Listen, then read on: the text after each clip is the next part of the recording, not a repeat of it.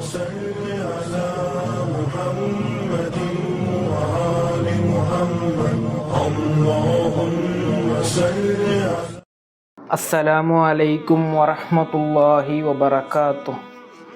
بسم الله والحمد لله والصلاة والسلام على أشرف المرسلين وعلى آله وصحبه أجمعين أما بعد.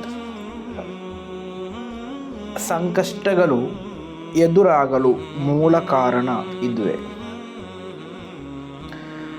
ಇಮಾಮ್ Muslim ಹಾಗೂ ಬುಖಾರಿ ರಲಿಯಲ್ಲಾಹು ಅನ್ಹುಮಾರವರು ವರದಿ ಮಾಡಿದಂತಹ ಹದೀಸ್, ಅಬಿ ಸঈದ್ ವ ಅಬಿ ಹುರೈರಾ ರಲಿಯಲ್ಲಾಹು ಅನ್ಹುಮಾ ರವರಿಂದ ನಿವೇದನೆ.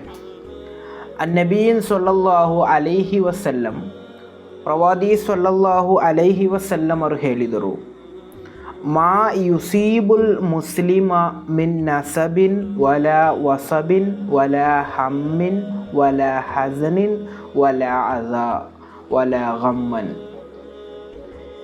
ಯಾವುದೇ ಒಬ್ಬ ವಿಶ್ವಾಸಿಗೆ ಆಯಾಸ, ರೋಗ, ಆಶಂಕೆ, ಬೇಸರ, ಸಂಕಷ್ಟ, ದುಃಖ ಮಾತ್ರವಲ್ಲ, ಹತ್ತಲ್ ಶೌಕತು ಯುಶಾಕುಹ ಇಲ್ಲ ಕಫರಲ್ಲಾಹು ಬಿಹಾ ಮಿನ್ ಖತಾಯಾಹು.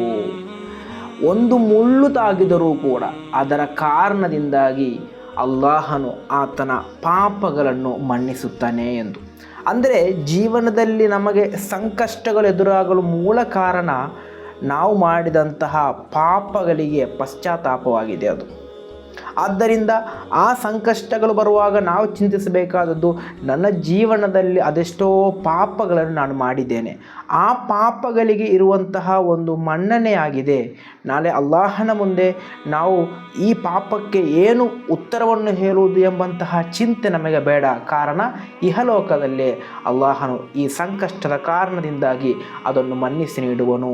ಆದ್ದರಿಂದ ಜೀವನದಲ್ಲಿ ಸಂಕಷ್ಟಗಳು ಬರುವಾಗ, ದುಃಖಗಳು ಬರುವಾಗ ಯಾರೂ ಕೂಡ ಬೇಸರ ಪಡುವಂತಹ ಅವಶ್ಯಕತೆ ಇಲ್ಲ.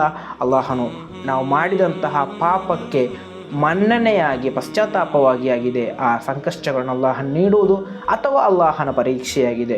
ಎರಡರಲ್ಲೂ ಕೂಡ ನಾವು ಸಹನೆಯಿಂದ, ಸಬರ್ನಿಂದ ಇರುವುದಾದರೆ ಖಂಡಿತವಾಗಿಯೂ ನಮಗೆ ಆಗಿದೆ ವಿಜಯ.